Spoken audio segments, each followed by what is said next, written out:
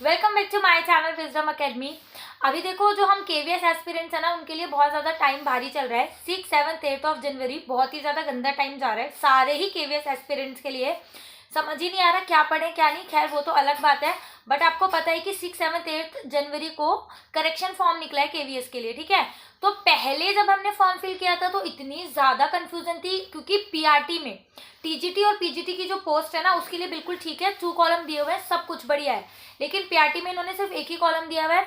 अब उसमें समझ नहीं आ रहा कि हमको 12th भरना है या ग्रेजुएशन भरना है, या जिन्होंने बीएड के बेस पे भरा है तो ग्रेजुएशन भरना है या बीएड भरना है या डीएलएड भरना है या 12th भरना है। बहुत ज़्यादा कन्फ्यूजन थी, ठीक है।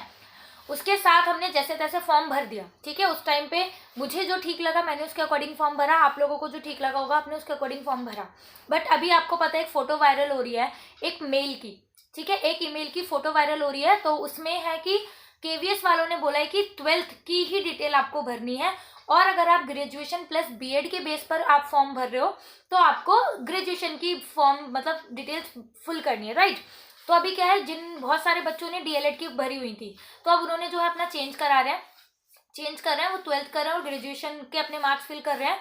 और बहुत सारे यूट्यूबर्स, बहुत सारे क्या मैक्सिमम 99% यूट्यूबर्स आपको यही कह रहे हैं कि आप लोग 12th की फॉर्म भर दो, 12th की डिटेल्स भर दो। क्यों? क्योंकि देखो वो एक प्रूफ है ना हमारे पास। उनका कहना क्या है, देखो वो भी अपनी जगह ठीक है।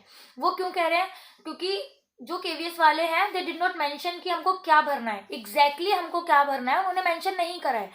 तो बाकी सभी का मतलब यूट्यूबर्स का सबका यही कहना है कि अगर आप भर देते हो तो वो आपका फॉर्म रिजेक्ट नहीं करेंगे, क्योंकि आपके पास एक रिटर्न में है केवीएस का इंटरव्यू, केवीएस के हेडक्वार्टर की तरफ से आपका वो जो आया हुआ है मेल, तो आपके पास प्रूफ रहेगा। तो आप दिखा सकते हो कि भाई आप किस बेसिस पे हमारा फॉर्म रिजेक्ट कर रहे हो, हमारे पास तो आपका ही भेजा हुआ मेल है।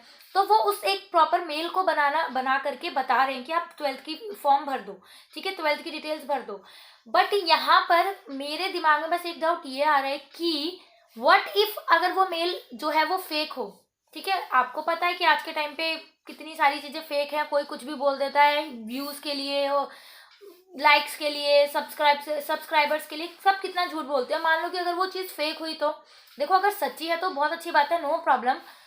अगर फेक हुई तो फिर क्या होने वाला है, ठीक है। तो बहुत सारी चीज़ें हैं ये, और इसके साथ ही आप लोग भी कमेंट्स में यही कर रहे हो कि दी हमको क्या भरना चाहिए, क्या भरें।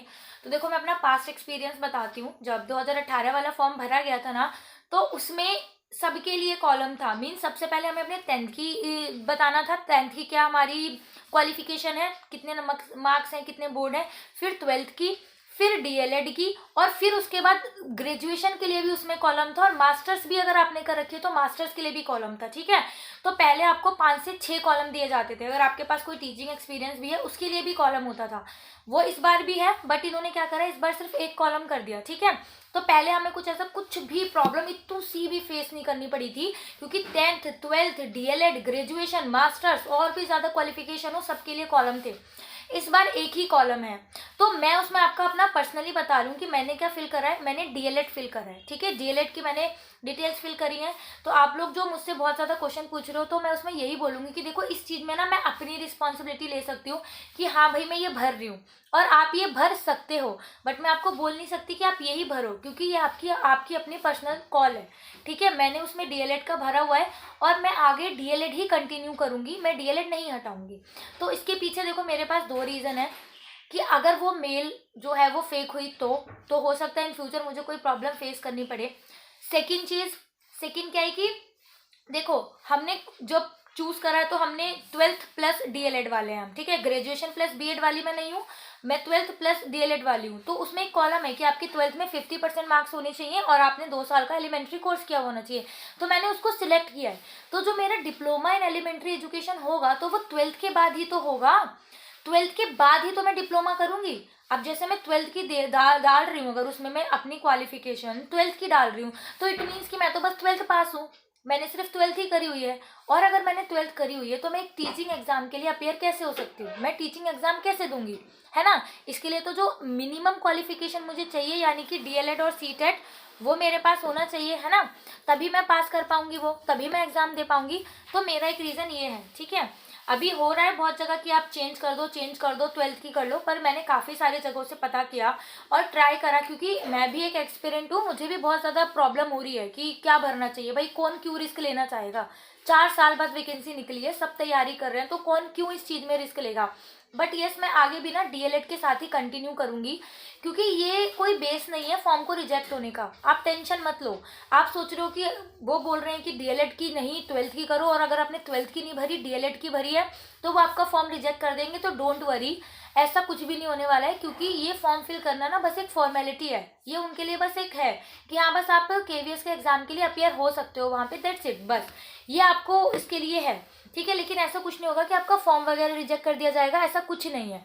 क्योंकि अभी जब आप रिटर्न एग्जाम दोगे, रिटर्न एग्जाम क्लियर करने के बाद जब आप इंटरव्यू देने जाओगे ना, तो इंटरव्यू देने से पहले ही आपके सारे डॉक्यूमेंट को वेरिफिकेशन किया जाएगा, सबको वेरीफाई किया जाएगा। 10th क्लास की भी, 12th क्लास की भी, सीटेट भी और डीएलएड भी, चारों को अच्छे से किया जाएगा। 4 फोटो कॉपी के सेट जाते हैं वहाँ पे, वो प्रॉपर अच्छे से बैठ के चेक करते हैं। और आपका एक आईडी कार्ड, आधार कार्ड, पैन कार्ड, कुछ भी हो सकता है वो। और अगर उसमें भी उनको रिजेक्ट करने का क्या होता है, अगर आपका फादर्स नेम में किसी में भी मिस्टेक है, किसी भी डॉक्यूमेंट में फादर नेम में कहीं मिस्टेक है, या आपका नाम कहीं भी मैच नहीं कर रहा है ना, कहीं भी नाम मैच नहीं कर रहा, 10th और 12th में आपके नंबरों में कुछ प्रॉब्लम है, मीन्स आपने मेंशन इवन आपके ने जो फॉर्म में भरा होता है ना, वो चेक भी नहीं करते कि आपने क्या फॉर्म में क्या लिखा हुआ है क्या नहीं। वहां पे आपकी जो चीजें हैं वो ये चेक करेंगे, इवन आपके 50% मार्क्स हैं, दैट्स इट। इसके अलावा वो कुछ नहीं देखते कि आपने फॉर्म भरते टाइम क्या मेंशन करा है, क्या चेक करा है, क्या लिखा है, उनको कोई मतलब नहीं है। तो ये जो फॉर्म भरा जा रहा है ना, बस ये फॉर्मेलिटी है एक, आपको फॉर्म भरने के लिए, पेपर में अपियर होने के लिए। क्योंकि अभी जब आप इंटरव्यू के लिए जाओगे तो जिनका सारे डॉक्यूमेंट वेरीफाइड हो जाता है तो उनको आगे इंटरव्यू के लिए भेज दिया जाता है। और जिन बच्चों के इंटरव्यू में प्रॉब्लम होती है, मीन जिनके डॉक्यूमेंट्स में कुछ प्रॉब्लम होती है, उनको वहीं से ना बाहर कर देते हैं। बच्चे रोते रहते हैं कि हमें देने दो, ये प्रॉब्लम है वो प्रॉब्लम है, हम ठीक कर देंगे। तो बोलते हैं आपको सॉल्यूशन एट अ टाइम वहाँ पे लाना चाहिए था, जैसे एफिडेविट हो या जो भी है, तो वो बोलते हैं आपको वहीं के वहीं लाना चाहिए था, अदरवाइज वो आपको इंटरव्यू में जाने ही नहीं देते, वो वहीं से आपको ना वापस कर देते हैं। जो इंटरव्यू पैनल होता है ना, वेरिफिकेशन रूम से बहुत दूर होता है, तो वहां तक आपको जो जाना होता है वो इंटरव्यू वाले में आपको पहुंचने ही नहीं देते, पहले ही उसमें आपको बाहर कर देते थे कि आप बाहर जाओ। बहुत सारी लड़कियां थी, पता है 2-3 लड़कियों के साथ हुआ था, तो वो बहुत बुरी तरीके से रो रही थी। बट देखो अब रूल्स तो रूल है, क्या कर सकते हैं। वो रोती रही थी कि हमें देने दो, इंटरव्यू देने दो, इंटरव्यू देने दो, बट वो नहीं दे सकते थे, तो उनका कैंसिल हो गया था। बट कब हुआ था, इंटरव्यू से पहले और रिटर्न क्लियर करने के बाद, जब डॉक्यूमेंट्स में कुछ प्रॉब्लम आई थी, ना कि इसमें जो आपने फॉर्म वगैरह में आप भर रहे हो, ठीक है। इससे इनको कोई लेना देना नहीं है, तो आप इतनी ज़्यादा टेंशन मत लो। मेन है कि कितनी ज़्यादा 3 दिन हम लोगों ने खराब कर दिए, मीन्स कल का दिन भी खराब जाने वाला है, क्या भरना है क्या भरना है क्या नहीं। बट यस, मैं अपने माइंड से अब स्टेबल हूँ, मैं डीएलएड के साथ ही कंटिन्यू करूंगी। 12th की भी भर दूंगी, तो देखो उन्होंने बोला ही हुआ है, वो गलत तो उसको करेंगे नहीं। बट यस, मैं डीएलएड इसलिए ही रखूंगी कंटिन्यू, क्योंकि 12th के बाद ही तो मैंने डीएलएड करा होगा, और मेरी को चाहिए क्या, 12th के बाद डाइट करके ही तो मैं एग्जाम दे पाऊंगी ना, अदरवाइज मैं एग्जाम ही कैसे दे पाऊंगी केवीएस का। तो मैं तो क्या करने वाली हूँ, मैं डीएलएड ही कंटिन्यू करने वाली हूँ। बाकी आप लोगों को जो ठीक लगे आप उसके साथ कंटिन्यू करो। फॉर्म किसी का रिजेक्ट नहीं होगा, ना 12th वालों का ना डीएलएड वालों का, क्योंकि 50% 12th वाले हैं तो 50% डीएलएड वाले भी हैं, तो ऐसे तो 50% का फॉर्म रिजेक्ट हो जाएगा, फिर तो भाई हंगामा करेंगे ही बच्चे ऑब्वियसली, क्योंकि केवीएस वालों ने कुछ भी मेंशन नहीं किया है। तो आप लोग टेंशन मत लो, जस्ट चिल, ठीक है। अच्छे से अपने माइंड को रिलैक्स रखो इस टाइम पे। ग्रुप में भी मैंने खुद ने कितनी बार पूछा कि क्या करूँ, बट डीएलएड इज़ फाइन। देखो पहले भी मैंने डीएलएड ही अपनी हाईएस्ट क्वालिफिकेशन वही रखी है। मैंने ग्रेजुएशन भी, हालांकि मेरी तब ग्रेजुएशन हुई भी नहीं थी, 2018 में मैंने हाईएस्ट तब भी डीएलएड रखी थी, और अभी मेरी ग्रेजुएशन हो गई है, मैं तब भी अपनी हाईएस्ट डीएलएड ही रखूंगी, ठीक है। इससे ज़्यादा आगे जाना ही नहीं है केवीएस में, जितना चाहिए बस उतना बहुत है ना। तो ज़्यादा टेंशन मत लो। आप लोग पूछ रहे हो कि मैं क्या भरे, तो मैं डीएलएड फिल करूंगी। बाकी आपकी अपनी पर्सनल चॉइस है कि आप क्या कर सकते हो। फॉर्म आपका रिजेक्ट किसी में भी नहीं होगा। बस इतना ध्यान रखना, अगर आप डीएलएड भर रहे हो तो सारी इन्फॉर्मेशन डीएलएड की देना, डीएलएड का बोर्ड, डीएलएड की परसेंटेज, डीएलएड का पासिंग ईयर, सब कुछ, ठीक है।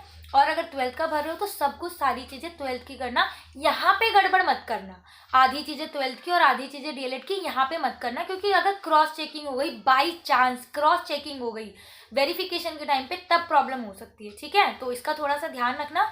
और फॉर्म वगैरह कुछ रिजेक्ट नहीं होगा, ऐसे नहीं करेंगे एक्चुअली, क्योंकि अभी तक तो ऐसे नहीं करा है। तो डोंट वरी, इतना ज़्यादा कन्फ्यूज़न मत रहो, बहुत प्रीशियस टाइम है, तो इधर उधर की बातों में वीडियो से मत करो। मैंने खुद ने दुख हो रहा है बहुत ज़्यादा, 2 दिन खराब कर दिए इसी के चक्कर में कि क्या करूँ क्या नहीं, बट कोई ना कोई, कभी कोई टेलीग्राम से, कोई व्हाट्सएप से, कोई यूट्यूब से भेजे ही जा रहा है कि मतलब क्या भरें क्या भरें क्या भरें, तो मेरे को भी हो गया। बट येस इट्स ओके, अब बाकी जो होगा वो देखा जाएगा, क्योंकि मुझे बस यही डाउट है कि अगर वो फेक हुआ ईमेल तो मैं क्या करूँगी। बाकी जो यूट्यूबर्स वगैरह बता रहे हैं ना, वो ऑलरेडी बहुत अच्छा पैसा कमा रहे हैं, या वो ऑलरेडी उनकी जॉब लगी हुई है, तो उनका तो कुछ नहीं जाएगा। हम जैसे एस्पिरेंट है जो केवीएस की वैकेंसी पर उम्मीद लगा के बैठे हैं, उनका बहुत कुछ जा सकता है ना। तो थोड़ा सा होशियार रहने की ज़रूरत है, यहाँ पे काम करना है, बट ये नहीं जो सभी कर रहे हैं फिर हमें वही करते रहना है, नहीं, थोड़ा सा दिमाग लगा करके अपना यूज़ करना है। बाकी कोई नहीं, जो रिजल्ट होएगा वो देखते हैं फिर क्या होता है। और एक और है कि क्या है कि सब्जेक्ट वाले में क्या भरना है, तो आप या तो चाहें तो सारे सब्जेक्ट मेंशन कर दो, या आप लिख सकते हो ऑल सब्जेक्ट, या आप लिख सकते हो एज पर सिलेबस। मैं हमेशा से स्टार्टिंग से, जब से मैंने एग्जाम देना स्टार्ट करा है 2017 से, मैं एज पर सिलेबस ही लिखते आ रही हूँ। तो आज तक मेरा कोई भी फॉर्म इसमें रिजेक्ट नहीं हुआ, तो मैंने एज पर सिलेबस ही लिखा है, ठीक है। तो आप लोग भी ये लिख सकते हो, कोई प्रॉब्लम नहीं है इसमें। बाकी ऑल द बेस्ट, फटाफट से डाउट क्लियर कर लो कि क्या भरना है, और पढ़ाई में लग जाओ, ये वीडियोस वगैरह देख के अपना टाइम मत वेस्ट करो।